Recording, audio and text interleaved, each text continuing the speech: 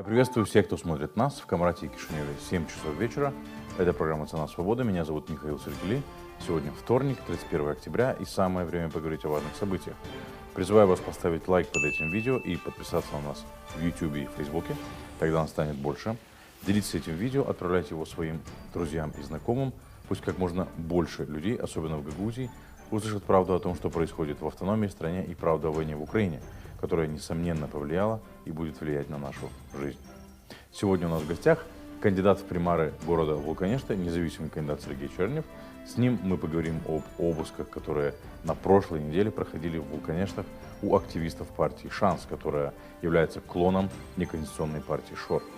Во второй части мы поговорим с Петру Маковеем, директором Ассоциации независимой прессы, о решении комиссии по чрезвычайным ситуациям приостановить лицензии 6 телевизионных каналов и закрыть 31 сайт на территории Республики Молдова, которые, по информации от Службы информации и безопасности, являются инструментами Российской Федерации по вмешательству во внутриполитические процессы в нашей стране.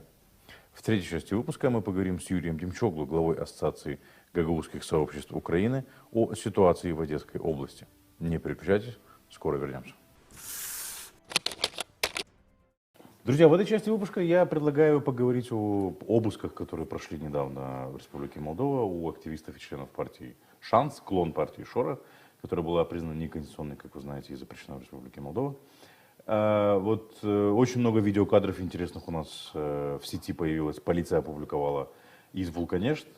Что происходит в Вулканештах и что происходит на этой избирательной кампании, я предлагаю поговорить с нашим гостем в студии. Сергей Чернев. Сергей Афанасьевич, приветствую вас. Здравствуйте. Кандидат на пост мэра, я правильно понимаю? Независимый. Да, сейчас. Независимый кандидат. Независимый кандидат. Господин Чернев, Вулканешты опять самая горячая точка. Кстати, сколько там, 20 минут или 13 минут видеозапись, которую опубликовали, она была в основном из Вулканешта. Да. С другого места практически нет. Что происходит? Ну, знаете, как я говорил и на предыдущих передачах, идет беспрецедентный подкуп населения. Сегодня выборы превратились не просто в выборы, не соревнования идей, каких-то направлений, а сегодня у кого больше денег, они и выигрывают. Сегодня то, что произошло у нас в Вулканеште, это вершина, это получается вершина айсберга. Все остальное во всей Молдове творится то же самое. Просто полицейские, надо отдать им должное. Они отработали, молодцы, очень хорошо. И они показали, что творится во всей Молдове, именно в Вулканештах. Если взять, у них построена очень четкая схема. Если получается, у них председатель, который образно Вулканешт, который там стоит на Вулканештском районе, он получает 20 тысяч лей. Вот так получается. Зампредседателя получает по 15 тысяч лей. Вот так. Также у них стоят секретари. Зампредседателя могут быть от 8, 10 до 15. Вы сейчас говорите про членов партийной ячейки, правильно? Да, про партийную ячейку. Я вам рассказываю, как у них построена система. Иерархия, да? Да, иерархия построена.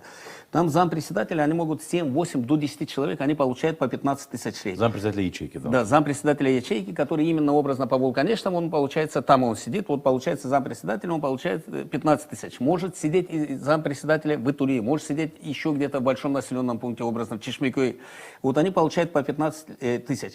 Дальше у них идут секретари, которые получают по 12 тысяч лей. После этого получается, что председатель участка, образно, как у вас геофизика, здесь Туканяска, на этом участке тоже стоит отдельный человек, который получает 10 тысяч лей. Это район города какого-то? Да, район города какого-то, город поделен на сектора, как обычно получается, Туканяска, район 6-й школы, геофизика, так. На этом участке человек получает 10 тысяч лей. Потом идут магалисты. Магалисты это что? Тот же участок, образно район по улицам, Туканяский, да? Еще раз делят на улицы. Получается, и магалисты, они образно 2-3 улицы. А если большая улица, один магалист на этой улице, который получает по 5 тысяч лей. После этого на этой улице есть активисты. Они могут быть от 10 до 15, если улица большая, которые получали от 1000 до 3000 лей, которые получают постоянно, начиная с башканских выборов. Но на башканских выборах эти активисты, которые получаются, они получали по 15 тысяч лей. Они за 2 месяца заработали по 30 тысяч лей. Некоторые умудрились, на башканских выборах, у меня есть одна родственница, она заработала 60 тысяч лей, потом там были... Там с семьей работали. Да, она поставила, и муж там работает, и получила 60 тысяч лей. Работала одна, муж не работал, заработал, ну, получила и на мужа тоже 30 тысяч. Есть еще там ребята, которые там и детей туда поставили, есть по 90, 120 тысяч заработали именно во время башкирских выборов. И эти деньги нигде не декларировали они. Понимаете? И это получается, что сегодня просто Шор пришел и закидывает деньгами, покупает население. И покупает население при помощи вот этих активистов, при помощи вот этих магалистов, председателей, которые в оконцовке, вот сегодня показали вот правоохранительные органы, когда арестовали у нас в Вулканишах 3 человек, то они показали, что за это кому-то придется отвечать. И вот этих людей в оконцовке, я думаю, вот так, что Шор их кинет, и они останутся один на один с этой проблемой. Уголовное дело возбуждено, и уголовное дело будет продолжаться. Плюс... А почему их отпустили? Их отпустили, по-моему, да? Ну, знаете как, видно... И там... где был суд? Суд был в Кишиневе, по-моему, в Чеканах. И судом судил их сам председатель суда. Видно, ему неохота было этот куш упустить, такой жирный куш. После чего он получил такой, наверное, нервный стресс, что сразу взял отпуск и уехал отдыхать, чтобы его не было в стране, чтобы его не дергали за это. Но я хочу его чуть-чуть разочаровать. Почему? Потому что, я думаю, полиция все это держала на контроле. И не исключено, что выйдет даже сколько ему денег дали. Чтобы не получилось, что это будет его последнее судебное решение в этой стране. То есть вы считаете, что там... Я считаю, что да. Я думаю, что это было запротоколировано, так, и чтобы оно просто не выстрелило потом, что дальше, в дальнейшем времени. И вот у нас получается, вот именно вот благодаря вот этой системе Шор выигрывает все выборы. И сегодня и власти... То есть система закидывания деньгами. Да, он закидывает деньгами. Уже нету как бы соревнования идей, каких-то проектов. Сегодня просто чисто бизнес. Есть деньги, ты сегодня выиграешь. Нету денег, даже не лезь туда. Все, вот что получается. И то, что сделал Шор сейчас, Шор сделал, знаете как... Ну хорошо, вы говорите, что нет идей. Ладно, большое количество агитаторов, это понятно. Вот эти магалисты, вот эти вот активисты и так далее. Они что, ходят, деньги раздают? Или они же, наверное, ходят, убеждают людей проголосовать за Илона Шора, объясняют им, что Илон Шор собирается сделать то, второе, третье, десятое, или там ничего такого нет? Ну, вот я вам говорю, сегодня вот это идет кланово. У нас, я смотрю, то, что было, конечно, так творится. Я не знаю, я думаю, что и в Камрате, и в Чадрунге то же самое. Дерутся за каждого избирателя. Дерутся вот эти активисты, которые приходят к тебе домой, они получают за это деньги. И они дерутся за каждого. Ты, говорит, мой сват, мой кум, ты иди, пожалуйста, проголосуй. У нас дали команду... Избирателям что обещают? Избирателям ничего не обещают. Приди, проголосуй. Приди, проголосуй. Вот надо, проголосуй, проголосуй, проголосуй. Все. Вот так. И они просто человеки, и получается, вот у нас по Вулканишам, они уже пытаются набрать, после того, как арестовали, пытаются набрать уже 3000 агитаторов. 3000 агитаторов, даже если эти агитаторы образно придут и проголосуют. Вот эти активисты, которые по 1500-2000 да, лет да, получают, да. Вот они придут и проголосуют, это уже у нас будет выиграли с первого тура. Эти деньги нигде не декларируются. И нигде не декларируются. Вот эти деньги, вот именно правоохранительные органы должны заняться вот этим. И судья, который отпустил вот этих, я ничего не имею против вот этих людей, которых вот, как бы, там, которых арестовали. Но имея такую доказательную базу, какая была вот показана, судья, который отпустил сегодня вот этого судью надо самого судить. Хорошо, а как-то они испугались того, что было после обысков, что-то изменилось? Ну, знаете как, если... Потому что они там себя очень вольготно чувствуют, они там даже списки сами заполняли за независимого кандидата. Звонят человеку, пришли мне копию паспорта. И что самое странное, люди вообще без задней мысли отправляют им на WhatsApp копию своего бюллетеня, даже не задают вопрос, а зачем это нужно? Да, без проблем, скинули и все. Ну, там какие-то деньги кидали в кусты, там пакеты, чуть ли не закладку, понимаете? Ну, они как наркоту закладывают, это вот так. Да. Но я не думаю, что это было так. Естественно, кто-то эти деньги там получал, приносили ему в офис, получали эти деньги они. Может быть, кто-то и в кустах это делал, для пущей конспирации, вот так вот. Но сегодня вот эти люди обязаны и должны отвечать за это. Сегодня они просто подкупали людей. И то, что получили... Вот эти, которые на видео вы имеете? Да, на видео. И вот эти агитаторы, которые ходят по улицам, которые ходят за деньги, продают свой город, продают своих детей. Хорошо, так возвращаясь к вопросу, изменилось что-то? Испугало, напугало их это? Знаете как, некоторых, я знаю, напугало, некоторым, вот знаете, как пелена на глаза из вот этих денег, страх где-то вот спрятала в одно место. Вот спрятал. И они, я как бы смотрю, они дальше работают, в таком же плане работают. И судья им даже не дал домашний арест, не дал подписку о невыезде. Ему дали просто под судебным контролем. Они могут передвигаться везде по стране. И если надо куда-то выехать за границу, они должны уведомить об этом суд. Нигде они на таможнях под красным этим не стоят. Хорошо, а вот, значит, в Камрате был протест. И вот эти люди, у которых проводили обыски, жалуются, что вот пришли, напугали, значит, детей, напугали бабы. Мне просто интересно, как должны проходить обыски? Обыски, что должны звонить, вот, будьте уведомлены, мы придем, выведите из дома детей, родителей, и желательно доказательства тоже выведите из дома, чтобы мы ничего не нашли. Так что ли должно проходить? Ну, их понятие и так. Почему? Потому что то, что когда они говорят за честные выборы, вот вышли, которые вот туда людей, эти люди все вышли за деньги. И сегодня, когда мы говорим... Вы имеете в виду акция протеста? Да, акция протеста, она вышла за деньги. И сегодня вот эти люди, которые сегодня вот говорят, что сегодня вот честные выборы, которые вот их напугали домой, так они же зарабатывали на этом. Они подкупали население, они сегодня занимались вот этими вот незаконными вот как бы выборами. И сегодня, естественно, они должны отвечать за это. По-любому, по-другому не будет. И сегодня, когда ты говоришь, что сегодня детей твоих напугали, а когда ты залезал вот это, брал деньги, фальсифицировал выборы, почему ты тогда о своих детях не думал? Или деньги перевешивали вот этих детей в тот момент? Как бы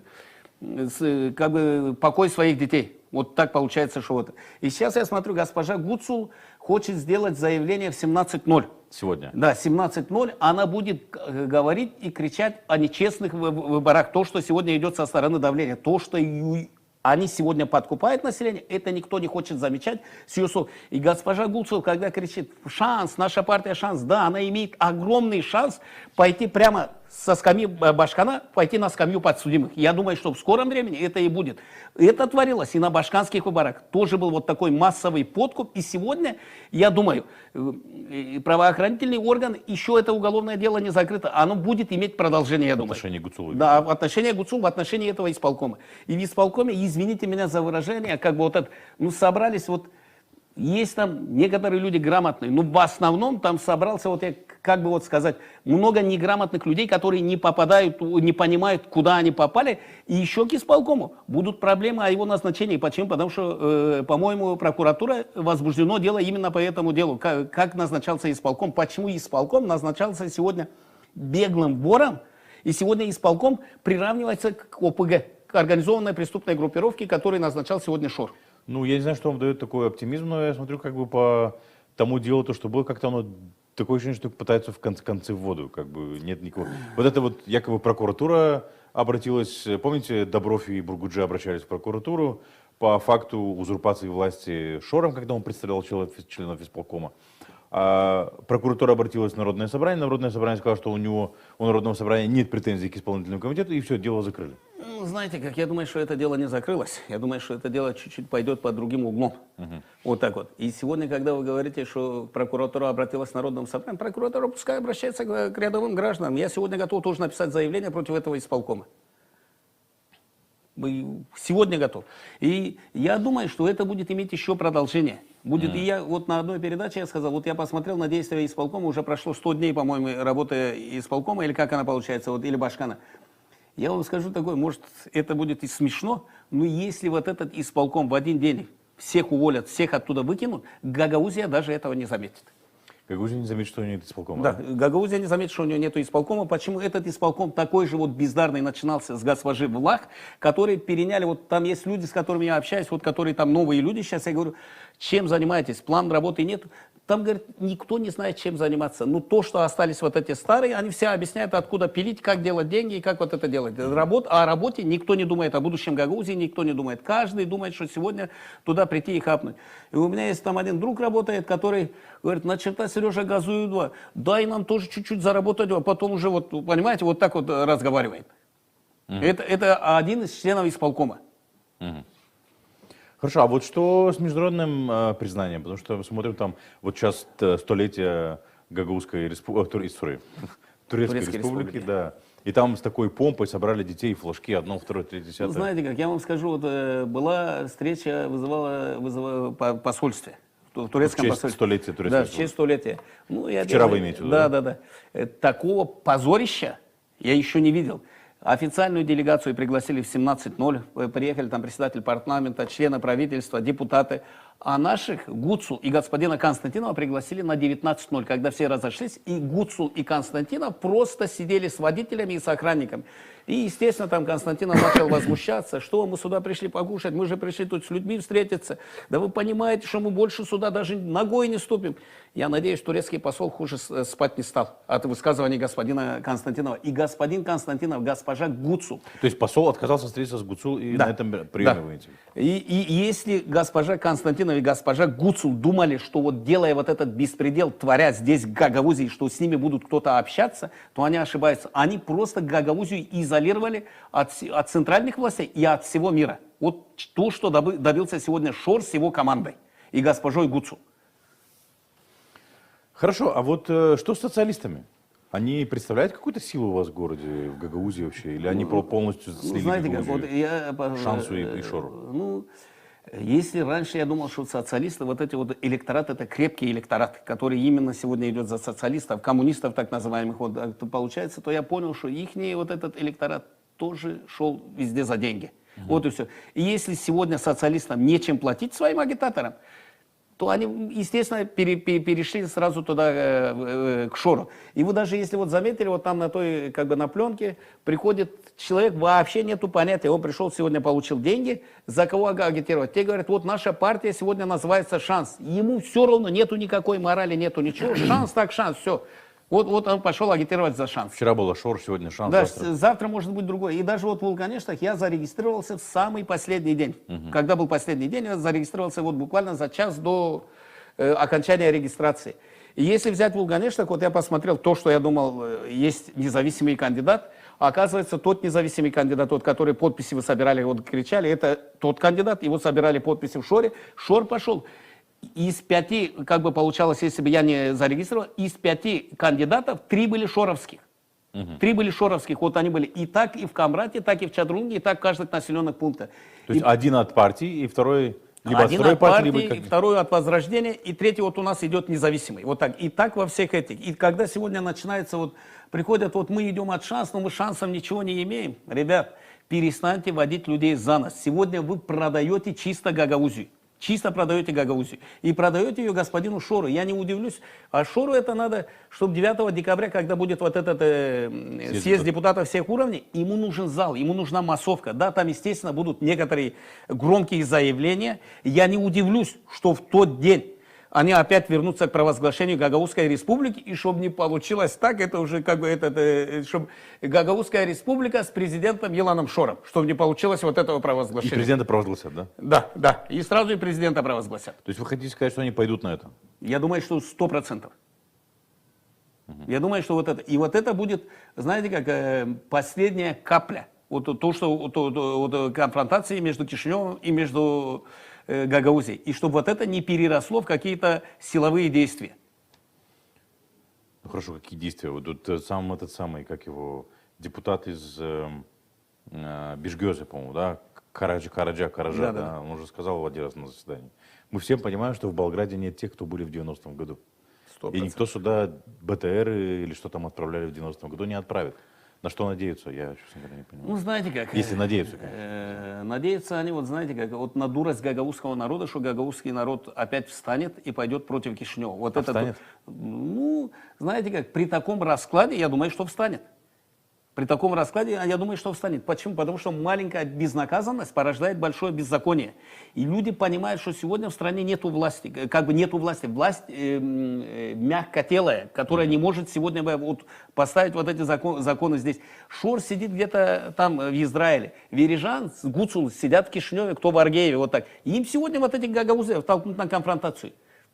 Это даже, вот знаете, как вот раз плюнуть. Понимаете? Такие люди, как вот есть общественные деятели, которые орут вот тут целый день, которые берут мегафон, и как вот геморройная медведица орет перед смертью, вот орет, вот они приходят вот сюда и баламутят вот этих людей. И, естественно, может быть где-то пройти какая-то провокация, вон там кто-то или что-то кинуть в эту толпу, и все началось. Все это делается элементарно просто. Элементарно просто. И дальше, если втянется вот туда народ, то уже будет, знаете, как уже... как вам сказать, уже будет отвечать, вот мой родственник там или погиб, или там его побили, уже встает народ потихонечку с одной стороны, встает с другой стороны. Хорошо, что ждать в день выборов, господин Чунин? День выборов ждать. Кстати, вот мы там увидели, что было заявление, то, что снимут кандидата партии «Шанс» в Бельцах, кандидата партии «Шанс» в Аргееве, этого Алексея Лунгу и этой Виктория Шапа, по-моему, да, ее зовут. Могут снять, да, могут снять. И там прошло, что еще в нескольких населенных пунктах, а вот в Вулкане так не собираются. Знаете, как, на месте властей я бы снял всю партию «Шанс» выборов по всей стране. И «Шанс», и «Возрождение» за неправильное финансирование, которое сегодня. Эти партии сегодня просто покупают население, покупают электорат, покупают голоса. И сегодня, если сегодня, и они имеют очень большой шанс в воскресенье выиграть многие примарии из первого тура. Задача поставлена по Гагаузии, задача минимум взять 20 примарий, в идеале они должны взять 23. Вот так. И у них есть очень большие шансы взять. Даже здесь, какой бы Анастасов не был крепким здесь примаром, каким бы ни был Дудоглу крепким примаром, если не остановят шанс, Кулафлы может выиграть с первого тура. Ну вот Шор уже за него агитирует. Ну, вот говорю, он может выиграть с первого тура. А говоришь, что он якобы идет как независимый. Ну, понимаете, это знаешь, как вот я говорю, вот... Но при поддержке «Шанс», да? Да. Вот как бы при поддержке он идет независимый. Вот, знаете, как, ну, независимый он только вот тут, когда выходит, делает какие-то выступления. Дальше эти ребята все в кабале. И они будут у Шора рабами, которые будут делать шаг влево, шаг вправо. Это не будет обсуждаться. Они будут делать то, что надо Шору. И господин Константинов должен уже понимать, вот я помните говорил, что следующий этап у нас будет свержение Народного собрания. И сегодня у них уже есть 17 человек, которые поменяют президиум. В Народном собрании. Да, в Народном собрании. И будут уже работать, чтобы снять Константинова. Шор ему вот этих выпендрежей никогда не простит. Константинов решил ему выкрутить руки, но... Константинов выкрутил руки сам себе. Я говорю, вот эти бабушки ББР, как бабушки быстрого реагирования, они имеют еще один шанс заработать, когда выйдут вот сюда на площадь в Камрате и будут кричать «Долой Константинова, долой Народное собрание». Это будет их не последний заработок. Это сигнал господину Константину. Господин Чернев, спасибо большое, что пришли к нам в эфир, прокомментировали ситуацию. Будем рады видеть вас еще. Спасибо. Друзья, сейчас я предлагаю поговорить о решении комиссии по чрезвычайным ситуациям, которая, соответственно, стала ответом на предупреждение со стороны Службы информации и безопасности о необходимости закрыть 6 телевизионных каналов и 31 сайт Республики Молдова, которые занимаются распространением дезинформации и обслуживают интересы Российской Федерации. По этому поводу высказались организации медиа, вообще о том, что это за решение, насколько оно было обосновано, насколько оно было, скажем так, своевременным. Я предлагаю поговорить с нашим следующим гостем, Петром Маковей, исполнительный директор Ассоциации независимой прессы. Господин Маковей, приветствую вас. Добрый день. Ну, очень многие задаются вопросом, не поздно ли принято это решение, потому что все, скажем так, долго говорили об этом, о том, что идет дезинформация, о том, что телевизионные каналы, скажем так, используются Российской Федерацией для продвижения нарративов. Вот и в своем обращении к народу, к прессе, директор СИБа господин Мустяца сказал, что эти 6 каналов как-то связаны с группировкой Шора и Плохотнюка. Вообще, не запоздало это решение и каковы мотивы, с вашей точки зрения, этого решения? Я тоже среди тех, которые задаются вопросом, почему это случилось так поздно. Но не обязательно, исходя из того, что эти телеканалы являются средством пропаганды и манипулирования общественным мнением, разные телеканалы из этого списка имеют разный уровень вовлечения в дезинформацию и манипулирование общественным мнением. Я считаю и продолжаю считать, что эту меру нужно было принять сразу после того, как Илон Шор и Владимир Плохотнюк были включены в санкционные списки на европейском и международном уровне. И это обыкновенная, нормальная мера, которую принимают в том, что касается людей, которые являются под санкциями. Учитывая, опять же, наш контекст, учитывая то, что мы являемся фактически на границе с самой большой войной, которую развязала Российская Федерация против Украины, и то, что Республика Молдова продолжает оставаться мишенью дезинформации прокремлевской и с попыткой дестабилизировать ситуацию в нашей стране и повлиять на исход на результаты выборов, которые пройдут 5 ноября, однозначно это решение оправдано, с моей точки зрения.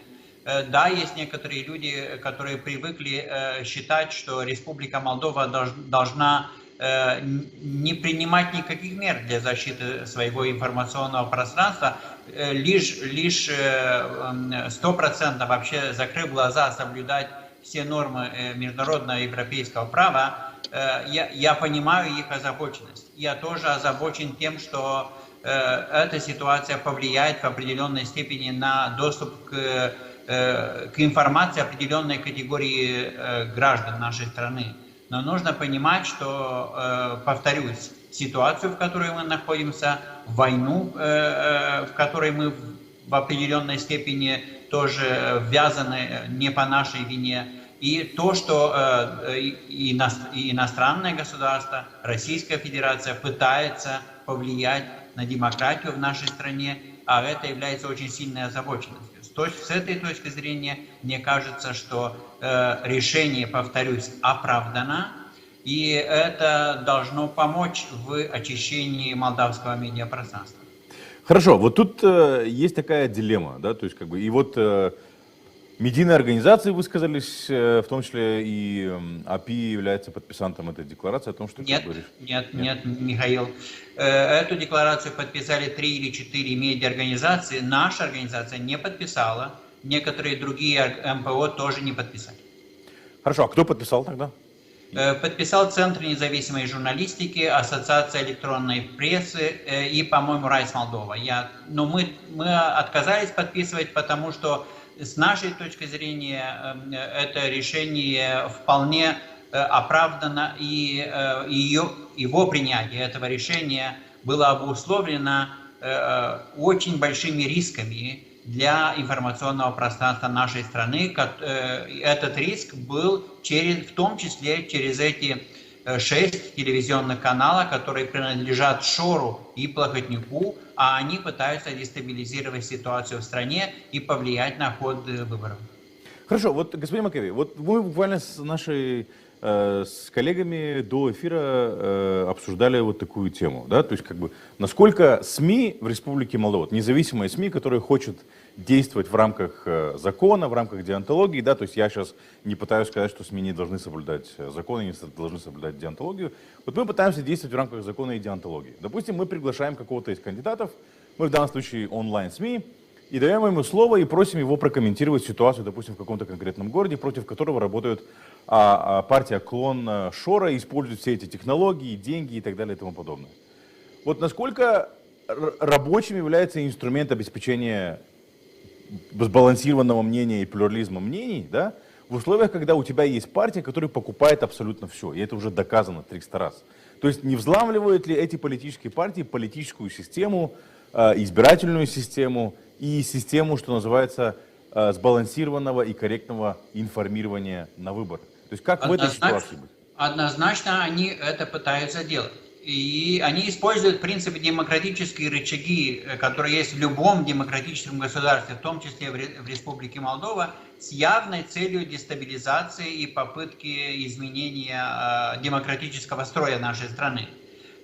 Отвечая опять же на ваш конкретный вопрос относительно того, как независимые СМИ должно себя повести в такой ситуации, ну, во-первых, есть закон, Выборный кодекс Республики Молдова, кодекс о выборах, который обязывает средства массовой информации предоставлять легально зарегистрированным кандидатам эфирное время и обеспечивает плюрализм. Это никто не отменяет, это никто не может отменить.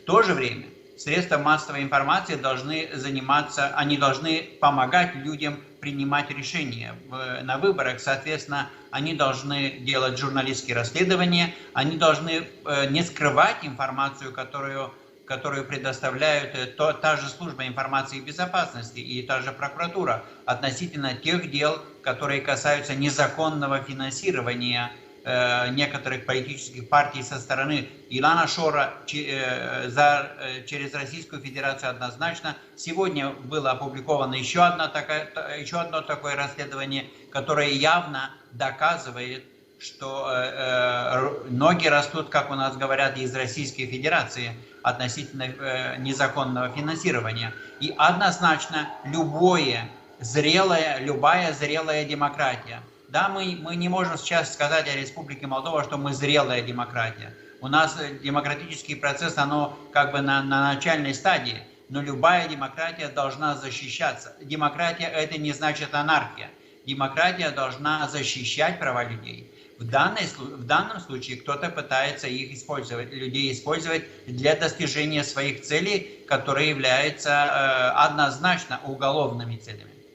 Хорошо, вот я попрошу коллег вывести вот этот вот цитату вы дали о медийных НПО, где говорится, ссылаются на транспарентность, закрытие этих каналов, вот он пишет, да, высказываемых, повлияет на обеспечение плюрализма мнений в политическом. Вот как это может повлиять, если сторонники Шора не ходят на независимые СМИ, они ходят только на свои каналы, и эти каналы множатся изо дня в день. Мы видим, как растет этот самый холдинг Илона Шора. И, кстати, вы тоже сказали, что вначале, что эти каналы как-то связаны с Плохотнюком и Шором. А есть ли доказательства этого? Есть, конечно, есть однозначные доказательства этого, и это подтверждает это и Совет по телевидению и радио, который по закону принимает заявления от собственников телевидения и радио в Республике Молдова. Это подтверждает и расследование СИБа, Службы информации и безопасности, то есть есть этому явные доказательства. Возвращаясь к заявлению, которое вы процитировали только сейчас, несколько секунд назад, повторюсь, наша организация не подписывала это заявление. Я согласен с коллегами-подписантами, что нужно, чтобы была большая транспарентность. Транспарентность никогда не мешает, наоборот, помогает. И да, было бы желательно, чтобы было больше информации относительно того резонов или аргументов, которые стояли в принятии этого решения. Но мне кажется, что в нашем обществе в этот период уже есть достаточно информации, которая показывает характер дезинформации, которые распространяют эти телеканалы. А некоторые из подписантов этой декларации даже занимаются медиамониторингом. Им-то уж точно известно, что за характер информации предоставляют эти телеканалы. Опять же, повторюсь, может быть, в нормальной ситуации, вне войны, в ситуации, когда у нас не были явные попытки дестабилизации демократии в нашей стране со стороны Российской Федерации, может быть, эта мера могла бы посчитаться слишком жесткой. Но, повторюсь, это решение, нужно смотреть и анализировать это решение в контексте того, что сейчас происходит в нашей стране и в нашем регионе. Исходя из этого, повторюсь, оно, мне кажется, аргументировано и необходимо. Ну хорошо, а что с вашей точки зрения, допустим, потому что есть мнение, и МПО высказывает, что оно не совсем правильно аргументировано. С вашей точки зрения, оно аргументировано достаточно? Аргументов могло бы быть и больше. Но у нас всегда есть эксперты, которые после принятия каких-то решений, они критикуют принятые решения, но никаким образом не помогают в решении каких-то вопросов и не дают решений вопроса. Они привыкли только критиковать какие-то принятые решения. Мне кажется, что на данный момент ситуация в нашей стране такая, что нам нужно, конечно же, критиковать правительство за меры, которые могут быть истолкованы или которые могут работать против демократии. В данной же ситуации, мне кажется, что эта норма как раз защищает демократическое право людей Республики Молдова выбирать тех, которые будут руководить нашими селами и городами после выборов 5 ноября этого года и после второго тура, не быть при этом коррумпированными, будь то деньгами, как случается, к сожалению, во многих населенных пунктах нашей страны, в том числе в Гагаузской автономии, или не быть коррумпированными дезинформацией и фейками, которые представляют в том числе эти телеканалы и сайты, которые были закрыты. Хорошо, а эффективно ли с вашей точки зрения это решение? Потому что мы видели, подобное решение уже принималось. У 6 каналов уже приостанавливали лицензии, но эти каналы, которые приостановили, они потом мигрировали на те каналы, лицензия которых в том числе была приостановлена сейчас. Не получится ли так, что вот эти каналы мигрируют на другие каналы? Ну, уже есть информация, что директора одного из телевидений, лицензия которого была приостановлена вчера же подала заявление на регистрацию другого телеканала. И есть такой риск, конечно же. Для этого у нас есть Совет по телевидению и радио, который должен более, в принципе, выполнять, в том числе предусмотренные законом функции этого совета, а одна из функций в том числе является защита информационного пространства. Да, телеканалы мигрировали, некоторые из них отказались вообще от лицензии, это случай с НТВ Молдова, к примеру. Другие мигрировали на тот же ITV или Horizont TV, и однозначно это правильное решение, в том числе потому, что и Совет по телевидению и радио делал мониторинги и пришел к выводу, что контент, который был запрещен, в принципе, решением декабря 2022 года, он мигрировал на другие телеканалы. Мне кажется, большей проблемой то, что мигрирует в онлайн СМИ, через социальные сети распространяется тот же контент, который является дезинформационным по сути. Для этого нужно больше заниматься медиаобразованием и объяснять людям, что нужно проверять информацию, прежде чем доверять ей. Но и данные по аудитории показывают, по охвату аудитории показывают, что все-таки некоторое количество молдавских граждан перестали употреблять дезинформацию, которая ретранслируется не только пророссийскими, прокремлевскими средствами массовой информации, но и средствами, которых употребляют в своих целях беглые олигархи Плохотнюк и Шор. Хорошо, вот еще один момент. Уже второй раз КСТР или Совет по телевидению и радио, СТР, недавно оштрафовал опять 2 кабельные сети, которые, по сути, принадлежат одному и тому же человеку, да, то есть, как бы, они по-разному просто называют. Это одна и та же кабельная сеть, просто часть зарегистрирована на одну компанию, часть кабельной сети зарегистрирована на другую компанию. По-моему, недавно их оштрафовали на сумму 190 тысяч лей, и вот сейчас опять приняли решение, оштрафовали еще на 250 тысяч лей. Но эта кабельная сеть Бини Мерси продолжает функционировать, и первый штраф, насколько я понимаю, они не заплатили, потому что якобы им отправили по почте, они по почте ничего не получили. Вот как быть в этой ситуации? Ну, во-первых, закон должен быть един для всех. Те кабельщики из Гагаузской автономии, которые нарушили этот закон и продолжают нарушать этот закон, должны быть однозначно наказаны. Да, им должно быть предоставлено право протестовать в судебной системе те решения Совета по телевидению и радио, посредством которых были наложены эти штрафы. Но как только судебный процесс закончится, и я надеюсь, что это не будет продолжаться очень долго, закон должен быть восстановлен.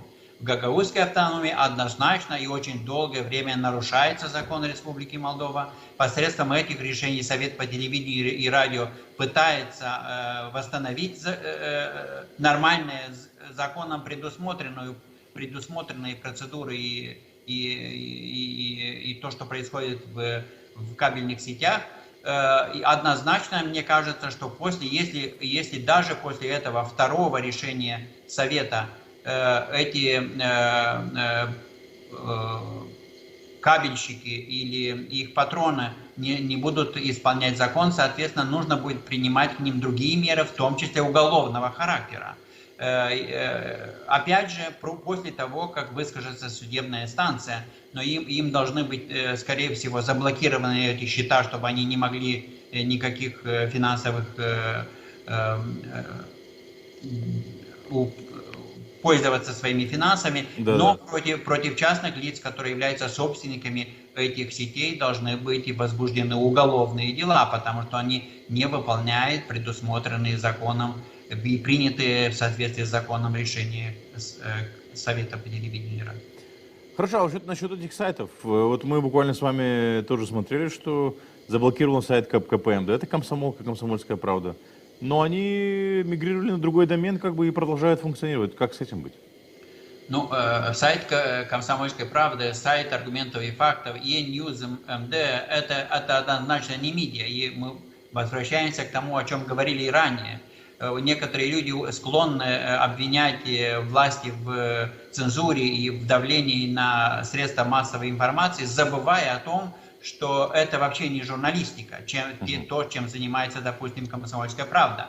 Это манипуляция, однозначно, это дезинформация и разные спекуляции. Они этим занимаются постоянно. И я очень рад, что наконец-то нашим властям хватило характера, чтобы заблокировать этот сайт и другие сайты, которые спонсируются и поддерживаются прокремлевскими политиками и их организациями. Относительно того, что эти сайты через 2 часа после объявления решения службы по информации и безопасности о блокировании создали новый сайт, это общеизвестная ситуация. То же самое случилось и со «Спутником», когда их заблокировали, но скорее всего, нужно будет продолжать блокировку и других ресурсов, которые они открыли. Но для нормального человека, который понимает, что информация должна информировать, а не продвигать какие-то спекуляции, это является сигналом того, что эти так называемые СМИ, потому что, повторюсь, это не СМИ, и отождествлять закрытые телеканалы и сайты журналистики, это вообще неправильно, и мы с вами, как журналисты, которые понимаем и работаем на основе нашей деонтологии и профессии, должны это постоянно объяснять людям, чтобы они знали, что они потребляют то, что и журналистикой не является. Конечно же, это их выбор, но важно знать, что мы потребляем для того, чтобы потом не обвинять других в том, что нас, оказывается, опростоволосили. Это мы сами поддались этому феномену. Знаете, как в этом самом, да, в известном произведении. А меня обманывать не надо, я сам обманываться рад. Знаете.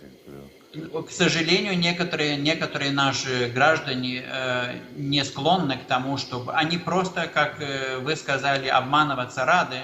И вместо того, чтобы искать правильную, объективную информацию, чтобы анализировать эту информацию, они постоянно потребляют те же самые дезинформационные ресурсы, а потом склонны во всем обвинять кого-то, кто в принципе не имеет никакого отношения к какому-то процессу.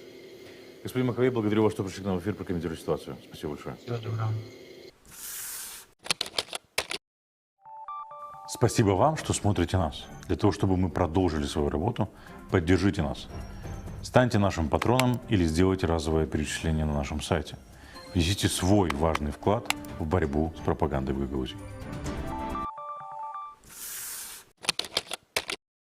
Друзья, в этой части выпуска я предлагаю поговорить с главой Ассоциации гагаузских сообществ Украины Юрием Демчогло о ситуации в Одесской области. Господин Демчогло, приветствую вас. Доброго дня, Заман Хайролсен, Боназио.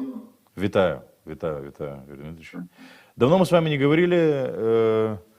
Как сейчас дела? Что происходит в Одессе? Мы слышим, что уже пару недель не бомбит, не обстреливает Россия Южную Бессарабию, но вот недавно попали по судоремонтному заводу в Одессе. Вы могли бы рассказать нам, что происходит сейчас в Одессе? Да, действительно, где-то после 6 ноября, насколько я помню, последние прилеты были в Измаил. После этого как-то украинское Придунавье, Южная Бессарабия остались в покое. Начались попытки прилетов, то есть обстрелов, атак баллистическим оружием в том числе. одесских портов, то есть Черноморска, бывшего Ильичевска, Одессы, Южного. Кстати, Южный принял решение о переименовании из города Южный в город Південний. Да, город Південний. Сессия приняла. В ближайшее время такого города, как Южный, уже не будет, будет Південний. Это тоже результат, кстати, агрессии российской, то, что жители города не хотят, чтобы их город назывался по-русски, чтобы их город назывался по-украински. То есть это коллективное решение. И, кстати, после этого, после опроса, референдума, прошедшего в этом городе, то есть благодаря российской агрессии, благодаря решению Путина, у нас все русские названия действительно то, о чем говорилось, то воплотится в реальность. Логично, после того, что Россия сделала в Украине, да, то есть тут ничего удивительного нет. Кстати, да, действительно, атаки российские пошли в последнее время массово баллистикой, потому что и шахеды начали массово сбивать, но в основном сейчас идут атаки на Запорожскую, на Херсонскую, Николаевскую область шахедами и баллистическим оружием, это Николаев, и попытки достать и Одессу. Ну, все атаки, по крайней мере, на Одессу заканчиваются стопроцентным сбитием. Единственное, есть один вид баллистики, так называемые ониксы. Это баллистика, но она такая, она вглубь страны пойти не может. Это береговая, это ракета баллистическая, которая идет, аналог украинского Нептуна, можно сказать. Тот, который потопил Москву. Да. То есть специфика этой баллистики в том, что ее видят ее запуск, то есть она поднимается наверх, а потом она ложится курсом и идет 3, 4, 5 метров над уровнем моря. И перед тем, как поразить цель, как правило, это береговой линии, она опять поднимается и ударяет в эту цель. То есть ее сложно обсудить, ее невозможно, тяжело отследить ПВО. Поэтому сбиваемость ее, к сожалению, пока ВСУ ее ПВО нашей страны ее сбить не может, потому что она всплывает в последний момент.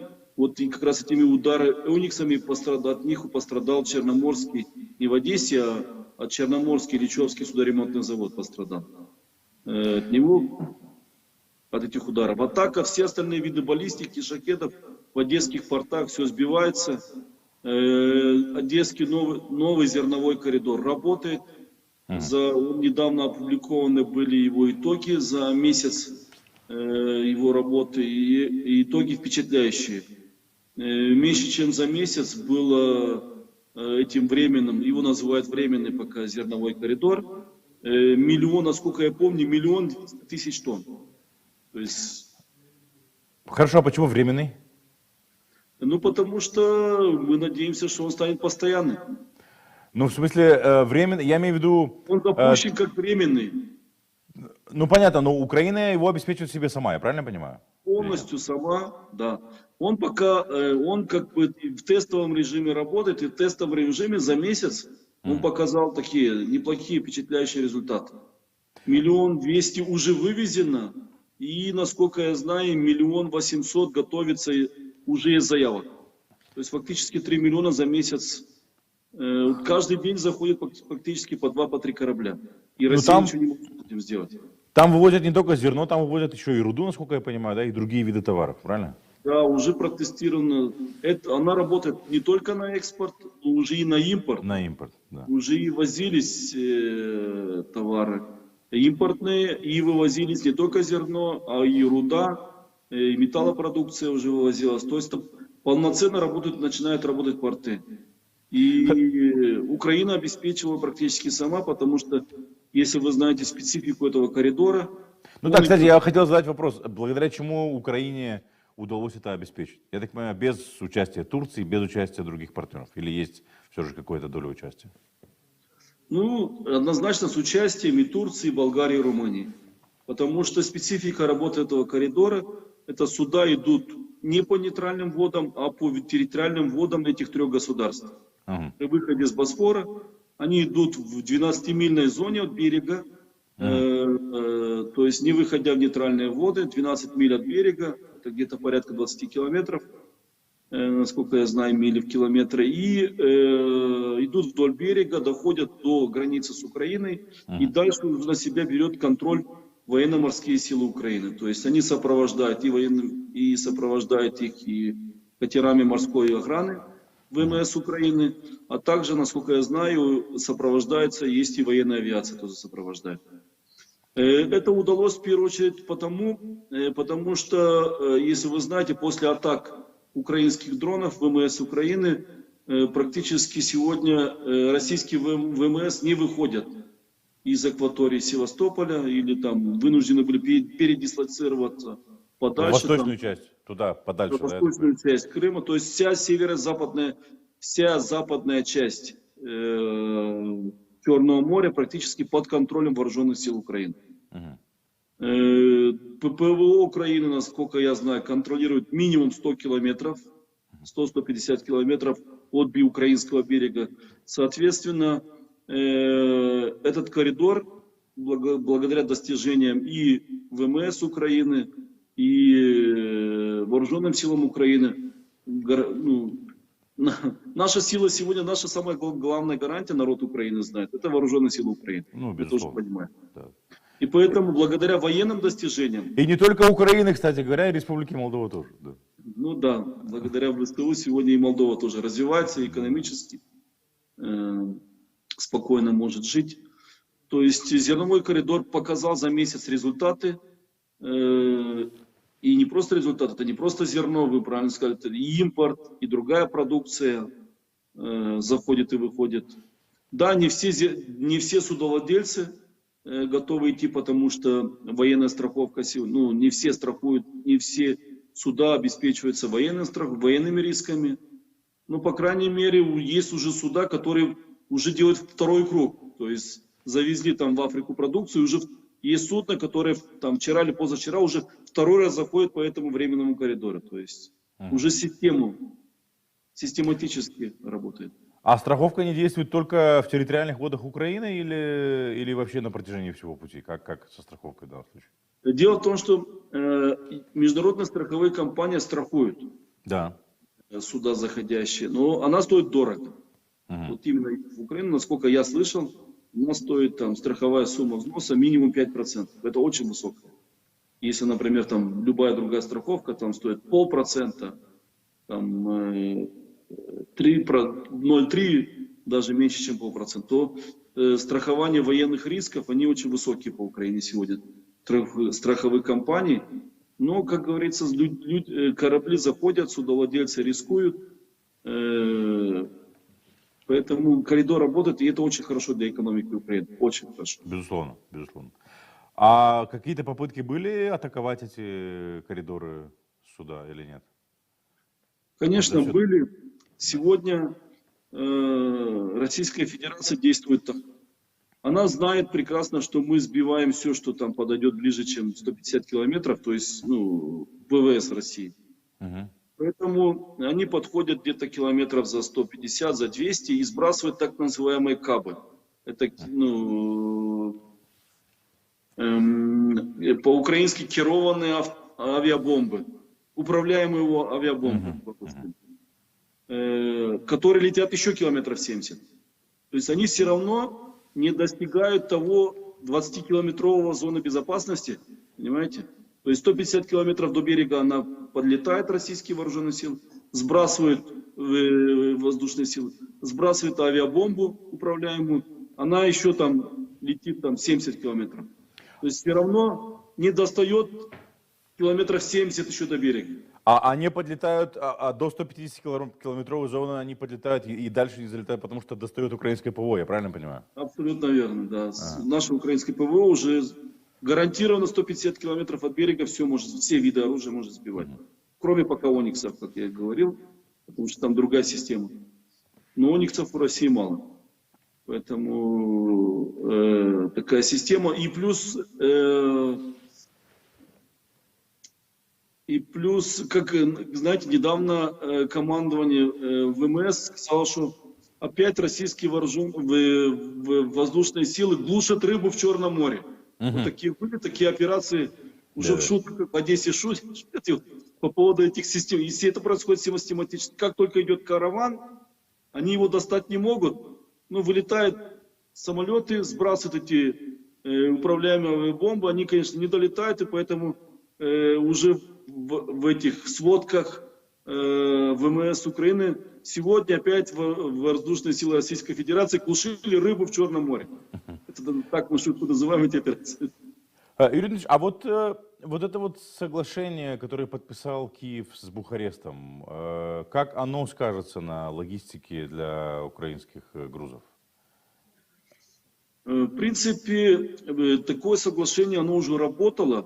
Просто, насколько я знаю, это соглашение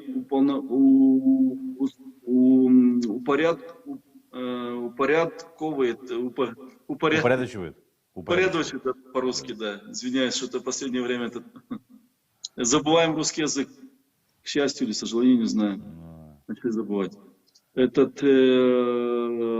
Упорядочивает работу украинского транзита через румынские порты.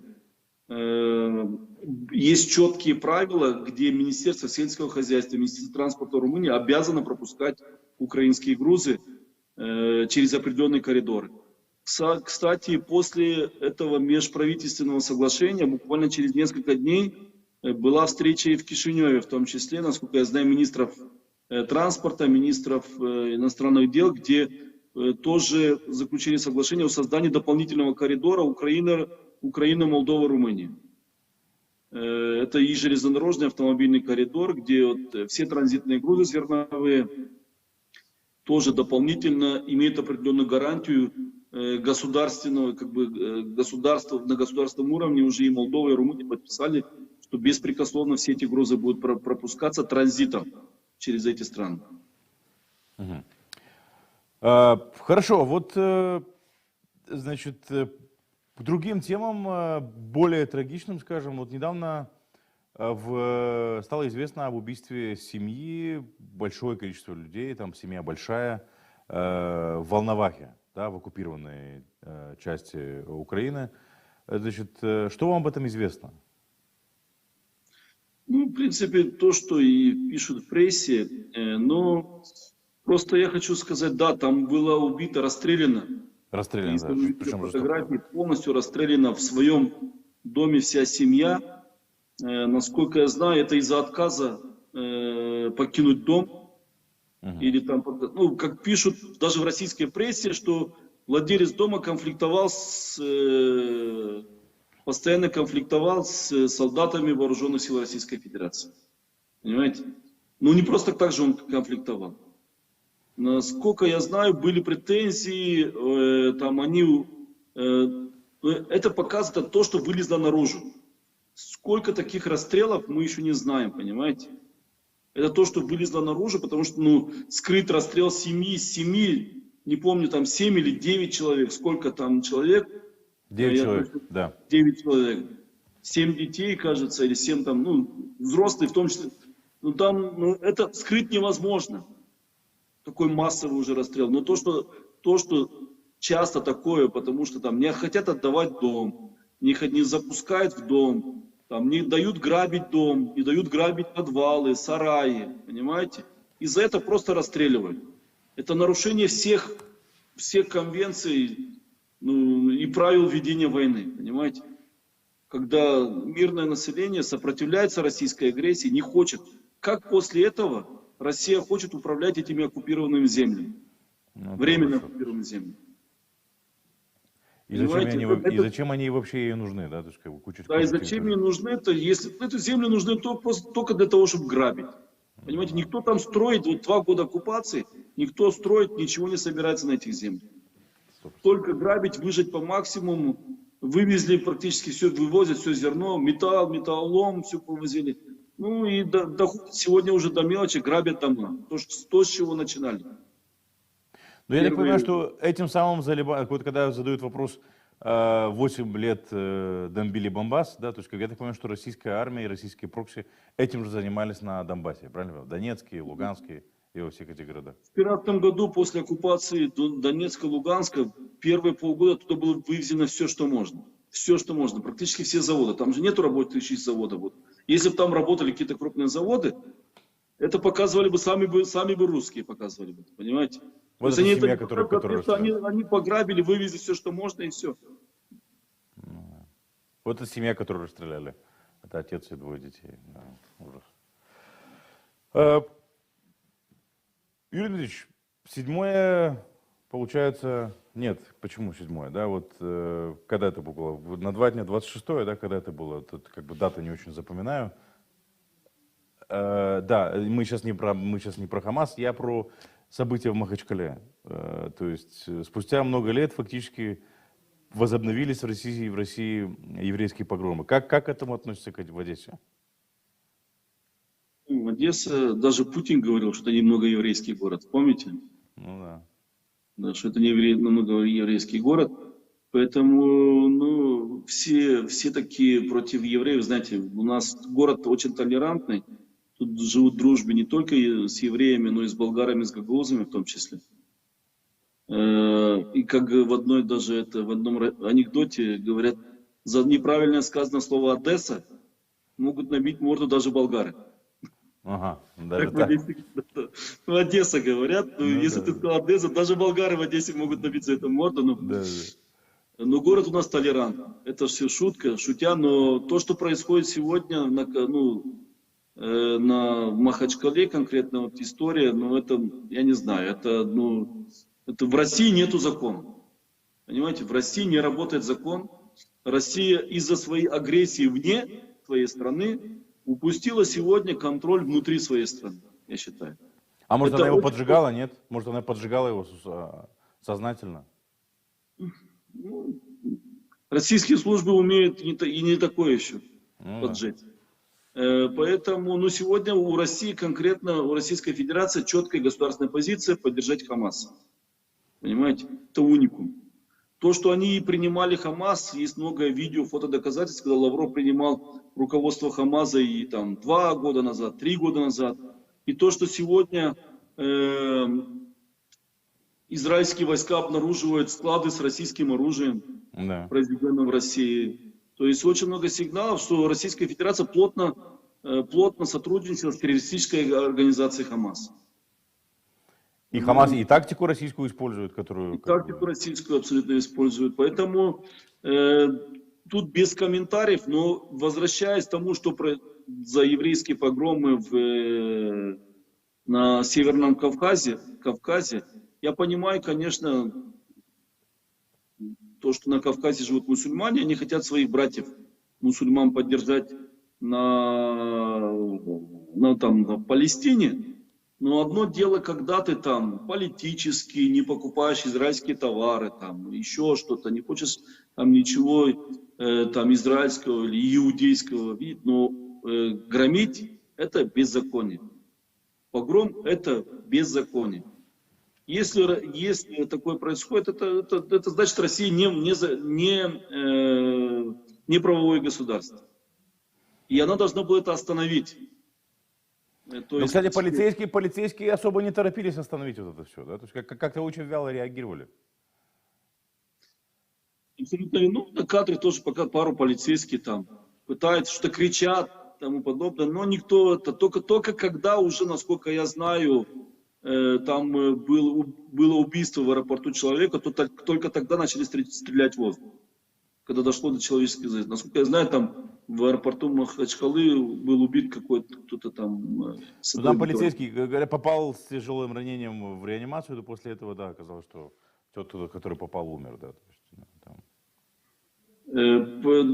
это беспредел, это просто беспредел, и позиция российского государства, поддержка Хамаса, это дает повод и гражданам беспредельничать. То есть, да, они показывают, что можно, получается, что это, да. Что никто доказывать это не будет. Юрий Дмитриевич, благодарю вас, что нашли время и пришли к нам в эфир, прокомментировали ситуацию. Будем рады видеть вас еще. Спасибо большое. Всего хорошего. Друзья, это все, что мы хотели прокомментировать сегодня.